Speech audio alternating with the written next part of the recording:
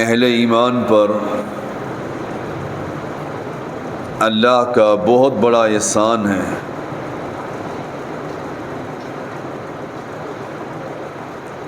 کہ اللہ نے ہمیں ایمان کی حالت میں رکھا. ہم پر اللہ کا بہت بڑا احسان ہے، فضل ہے کہ اس نے ہمیں صراط مستقیم دکھایا. اللہ کا بہت بڑا احسان ہے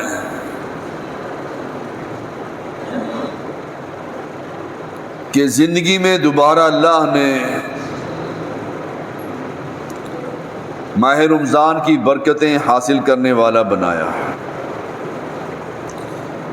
یہ احسان صرف اللہ کا ہے. لا حول ولا قوت الا باللہ. انسان اللہ کی توفیق سے نیکی کر سکتا ہے اور اسی کی توفیق سے برائی سے بچ سکتا ہے. یہاں بھی اللہ نے یہ ذکر کیا بل اللہ یمن علیکم ان ہداکم للایمان ان کنتم صادقین. تم پر تمہارے رب کا احسان ہے کہ اس نے تمہیں ہدایت دی. وگرنہ کتنے ہی لوگ ہیں دنیا کے اندر 95% لوگ ایسے ہیں جو اہل شرک ہیں اور اہل کفر ہیں. ان لوگوں میں سے چن کر اللہ نے ہمیں توحید کی سمجھ دی.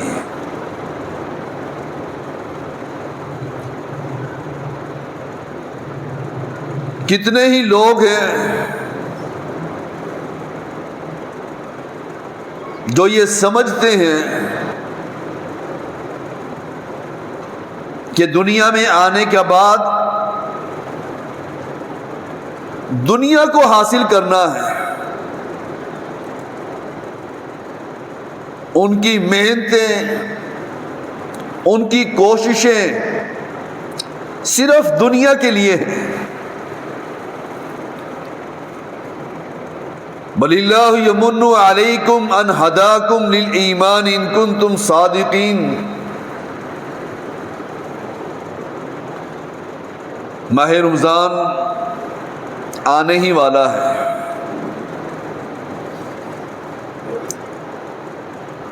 اس مہینے میں کتنے ہی لوگ کافر ہو جائیں گے اور کتنے ہی لوگ رب کے نزدیک ہو جائیں گے.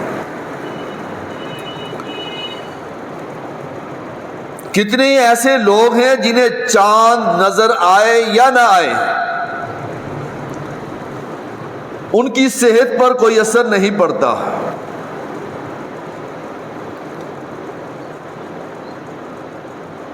وہ حالت روزے میں نہیں ہوتے. ماہ رمضان آنے کے بعد بھی وہ رب کے گھر کی طرف چل کر نہیں آتے. بد نصیب ہیں، بدبخت ہیں. فرشتے ان کے لیے بد دعائیں کرتے ہیں. حضرت جبرائیل دعا کرتے ہیں، بد دعا دیتے ہیں ان لوگوں کو جن کی زندگی میں ماہ رمضان آیا اور اس نے اپنی مغفرت نہ کروائی. کتنے ہی لوگ ہوں گے جن کی حالت یہ ہوگی والذین کفروا یتمتعون ویأکلون کما تأکل الانعام والنار مثوی لهم.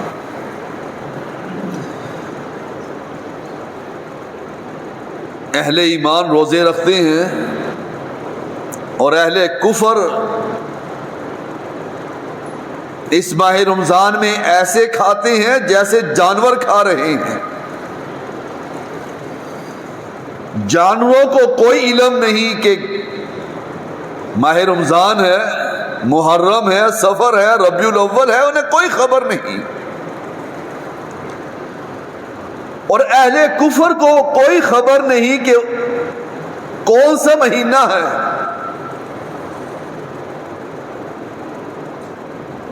اس ماہ رمضان کا تقدس تو اہل کتاب بھی کیا کرتے تھے. ایسے کھاتے ہیں جیسے جانور کھا رہے ہیں، سحری اور افطاری کا کوئی خیال نہیں. چل پھر کر دیکھ لیجئے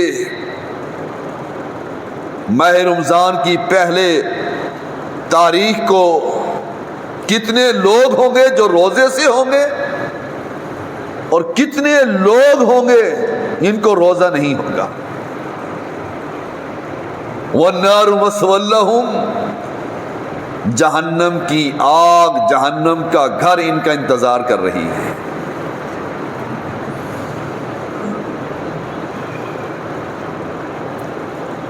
جو اللہ کی بات کو نہ مانے وہ جہنم کے گڑھے میں گرتا ہے. افمن شرح اللہ صدرہ للاسلام فہو علی نور من ربہ، اور جس کا سینہ اللہ اسلام کے لیے کھول دے. ماہ رمضان کی منصوبہ بندی کرے کہ مقدس مہینہ جس کے لیے صحابہ، تابعین، تبع تابعین ماہ رمضان کے گزرنے کے بعد فوراً دعائیں کرتے تھے، اللہ دوبارہ اس مہینے کو ہماری زندگی میں لے آنا. انتظار ہی کرتے رہتے تھے. افمن شرح اللہ صدرہ للاسلام، جس کے سینے کو اللہ اسلام کے لیے کھول دے. کیسے ہے کھولنا؟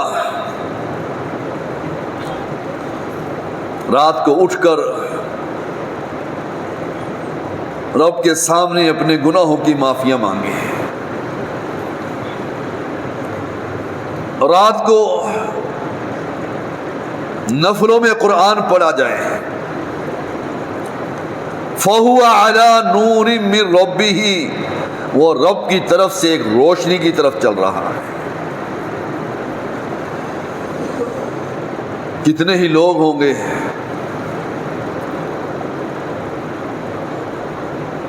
جو اس مہینے میں محنت کر رہے ہوں گے. ذَلِكَ الَّذِي يُبَشِّرُ اللَّهُ عِبَادَهُ الَّذِينَ آمَنُوا وَعَمِلُوا الصَّالِحَاتِ، ان لوگوں کے لیے خوشخبریاں ہیں، اللہ کے ان بندوں کے لیے خوشخبریاں ہیں جو ایمان لے کر آئے اور پھر نیک عمل کیے. وہ عمل جو سنت سے ثابت ہے وہی عمل نیک ہے، اور جو عمل سنت سے ثابت نہیں وہ عمل نیک نہیں بن سکتا. اس اصول کو سمجھ لیجئے. وہ عمل جو سنت سے ثابت نہیں، چاہے وہ 1000 تراویحیں پڑھ لے، جو عمل سنت سے ثابت ہے وہی عمل نیک ہے. اور جو عمل سنت سے ثابت نہیں، گٹھلیوں پر 1000 دفعہ کلمہ شریف پڑھ لے، آیت کریمہ پڑھ لے، سنت سے ثابت ہی نہیں، اس عمل کو اس کے چہرے پر مار دیا جائے گا. امن ہوا قانت آناء اللیل ساجدا او قائما یحذر الآخرہ وَيَرْجُو رَحْمَتَ رَبِّی. لوگوں میں ایسے بھی ہیں جو راتوں کو اٹھ کر قیام کرتے ہیں، سجدے کرتے ہیں. آ گیا ہے وہ مہینہ جو راتوں کو اٹھ کر رب کے قرآن کو سنتے ہیں، فکر کس بات کی ہے؟ یحذر الآخرہ، آخرت کے دن سے ڈرنے والے ہیں۔ بھائیو، اپنے دلوں کو نرم کیجئے، پتہ نہیں زندگی دوبارہ آئے یا نہ آئے، آنے والا رمضان ملے یا نہ ملے۔ یحذر الآخرہ، آخرت کی سختیوں سے ڈرنے والا انسان، حشر کی سختیوں سے ڈرنے والا، جہنم کے کھولتے ہوئے پانی سے ڈرنے والا، جہنم کے آگ کے سائبان سے ڈرنے والا، یحذر الآخرہ، رب کے سامنے کھڑے ہونے سے ڈرنے والا، اس کی حالت یہ ہے کہ وہ راتوں کو اٹھ کر قیام کرتا ہے، سجدے کرتا ہے، رکوع کرتا ہے، وَيَرْجُو رَحْمَةَ رَبِّهِ، ڈر ڈر کر اپنی زندگی گزارتا ہے اور رب سے امید رکھتا ہے اللہ میرے ان گناہوں کو معاف کر دے گا۔ رب سے امید لگا کر رکھتا ہے کہ رب کی رحمت بڑی وسیع ہے، میں گناہگار ہوں، میری یہ ٹوٹی اور پھوٹی عبادتیں اللہ قبول کر لے گا۔ کانوا قلیلا من اللیل ما یہجعون وبالاسحار ہم یستغفرون۔ یہ بندہ، بھائیو، یہ آیات میرے اور آپ کے لیے ہیں۔ کانوا قلیلا من اللیل ما یہجعون، یہ بندہ راتوں کو کم ہی سوتے تھے، ہماری تو آنکھ کھلتی ہی نہیں فجر کی نماز پر بھی۔ اہل ایمان کی شان کیا ہے؟ کانوا قلیلا من اللیل ما یہجعون، رات کو کم ہی سویا کرتے تھے، وبالاسحار ہم یستغفرون، سحری کے ٹائم کھڑے ہو کر رب سے دعائیں کرتے تھے، سحری کے ٹائم رب سے اپنے گناہوں کی معافیاں استغفار کرتے تھے۔ آج ان آیات پر عمل کیوں نہیں کرتے؟ کیا ہمیں رب سے ڈر نہیں لگتا؟ کتنے ہی گناہ ہیں ہمارے، کتنی ہی غلطیاں ہیں ہماری، اور رب آسمان دنیا پہ آ کر پکار لگاتا ہے کوئی مجھ سے معافیاں مانگنے والا؟ ہم مزے کی نیند سو رہے ہیں، ہماری آنکھ ہی نہیں کھلتی، اور اہل ایمان رات کو نہیں سوتے، رب سے کھڑے ہو کر گناہوں کی معافیاں مانگتے رہتے ہیں۔ الذی یراک حین تقوم وتقلبک فی الساجدین، وہ رب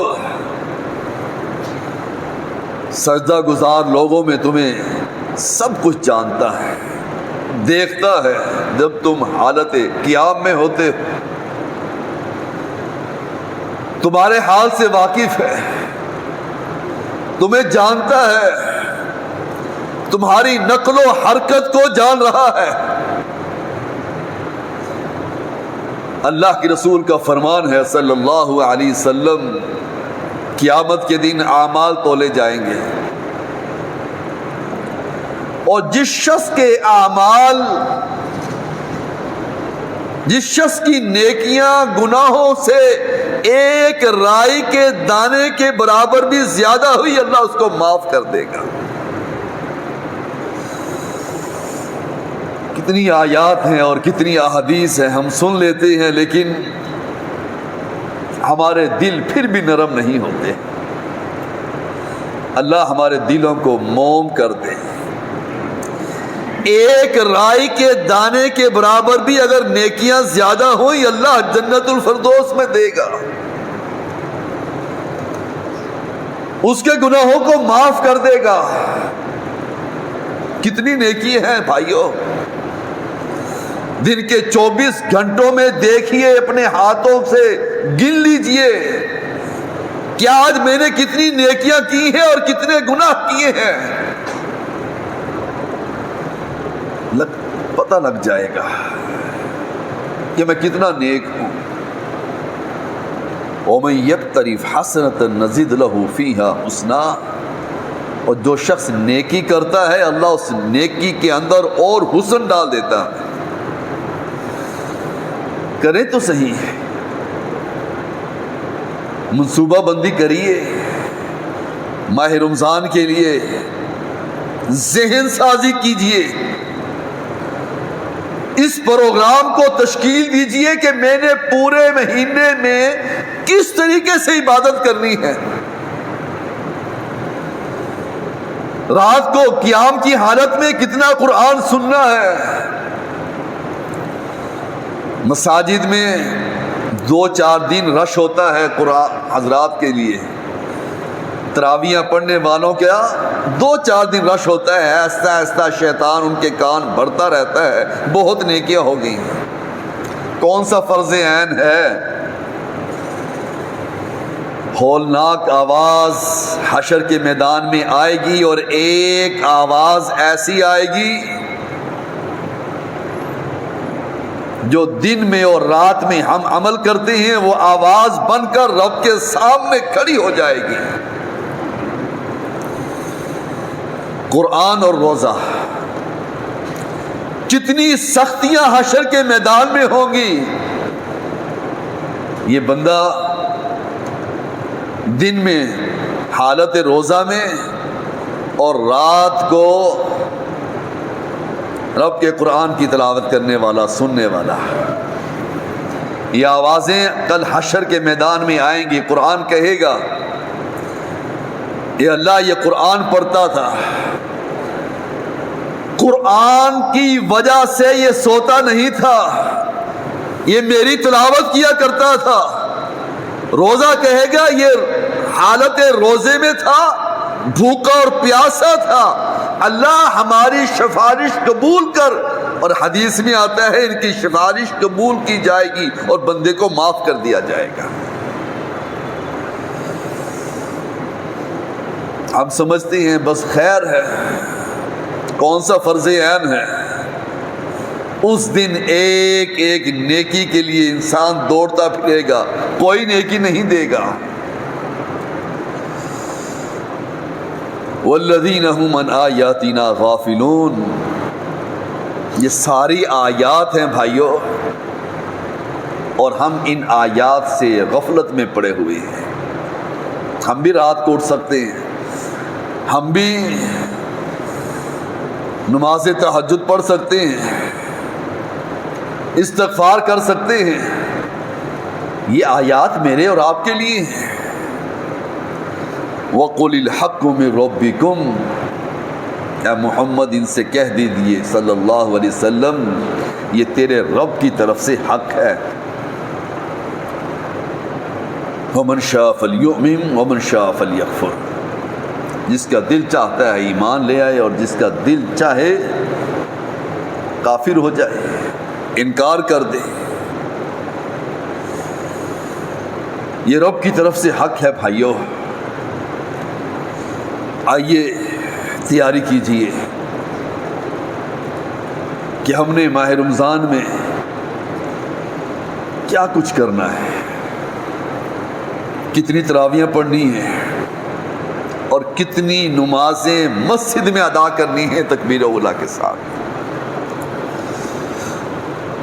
اور یہ کام ہر انسان کر سکتا ہے، صرف دلچسپی جنت کی طرف کہ میں نے جنت حاصل کرنی ہے۔ اپنے مال کو خرچ کیجئے۔ اللہ کے رسول کا فرمان ہے صلی اللہ علیہ وسلم، 2 فرشتے آسمان سے اترتے ہیں ہر صبح، ایک فرشتہ دعائیں دیتا ہے اور ایک فرشتہ بددعائیں دیتا ہے۔ دعا دینے والا فرشتہ کہتا ہے اللہ مال خرچ کرنے والے کے مال میں اور اضافہ کرتے ہیں۔ دوسرا فرشتہ کہتا ہے بخیل کا مال کو اور تنگ کر دے، جو خرچ نہیں کرتا اللہ کے راستے میں اس کا مال کو تنگ کر دے، چاہے اپنی حیثیت کے مطابق 10 روپے کیوں نہ ہو، اللہ کے راستے میں خرچ کرو، فرشتے آپ کو دعا دیں گے۔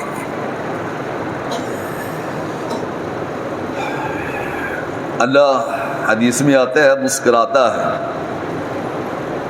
کب؟ جب اس کا بندہ رات کو اٹھ کر چھپ کر لمبا قیام کرتا ہے،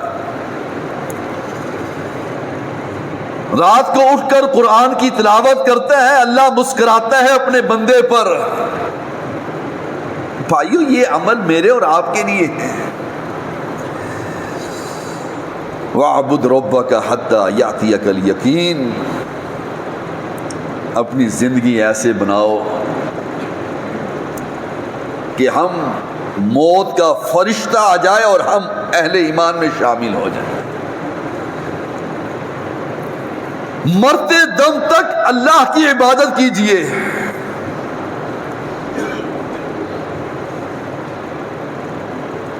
ہم سمجھتے ہیں بس چند موٹے موٹے مسئلے ہیں، یا ایھا الذین آمنوا ادخلوا فی السلم کافۃ، اہل ایمان کے اندر پورے کے پورے داخل ہو جاؤ، پورے کے پورے داخل ہو جاؤ۔ الشیطان یعدکم الفقر ویأمرکم بالفحشاء، شیطان تمہیں فقیری کا خوف دلاتا ہے اور بے حیائی کا حکم دیتا ہے۔ واللہ یعدکم مغفرۃ منہ وفضلا، اور اللہ تمہیں مغفرت کی طرف بلاتا ہے، اپنے فضل کی طرف بلاتا ہے۔ شیطان کبھی نہیں چاہتا کہ انسان نیکی کرے، اور رب چاہتا ہے یہ بندہ برائی کر کر بھی آئے مجھ سے معافی مانگے، میں اس کے گناہوں کو معاف کر دوں گا۔